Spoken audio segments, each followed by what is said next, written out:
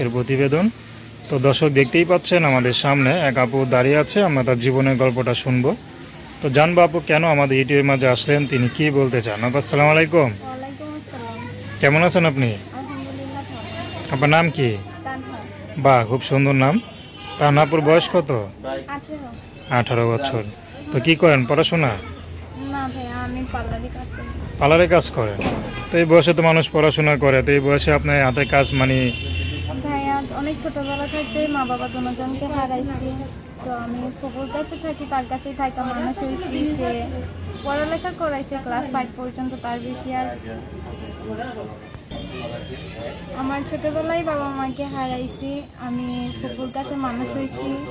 সে class 5 পর্যন্ত আমাকে পড়াইছে, তার বেশি আর পড়ায় না। তারপর থেকে আমি পার্লারে কাজ করি।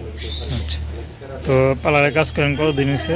পার্লারে কাজ করি অনেক বছর হয়েছে। তো মাশাআল্লাহ, আপনাকে যে বিয়ে করবে সে তার তো মনে হয় কাজ করা লাগবে না নাকি? এখন ভাইয়া সেরকম যদি মানুষ আল্লাহ কপালে লেখা থাকে যে মানুষটা আমার সারা জীবনের জন্য আমার হাত ধরে আমার পাশে থাকবে, ইনশাআল্লাহ আল্লাহ যদি চায় তাহলে তাকে আমি সারা জীবন বসাইয়াও খাওয়াইতে পারবো। আচ্ছা, তো বিয়ে শাদী করার ইচ্ছা আছে?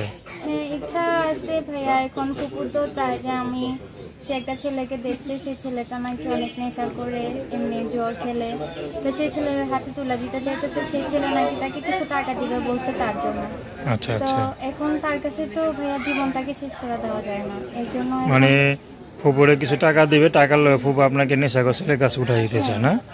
তো আপনি তো সেখানে বিয়ে করবেন না, করবেন? না, কারণ তার আপনি জন্যই আমি প্রতিবেদনে আসছি যে যদি কোনো মানুষ পাই যে আমাকে আমার এই অসহায়তা দেখে যে আমার পাশে এসে দাঁড়াবে, যে আমাকে ভালোবাসে, আমার হাতটা ধরবে, আমি সারা জীবন তার পাশে সারা জীবন থেকে যাব।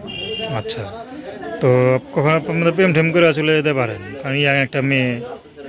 না, সেরকমটা কখনোই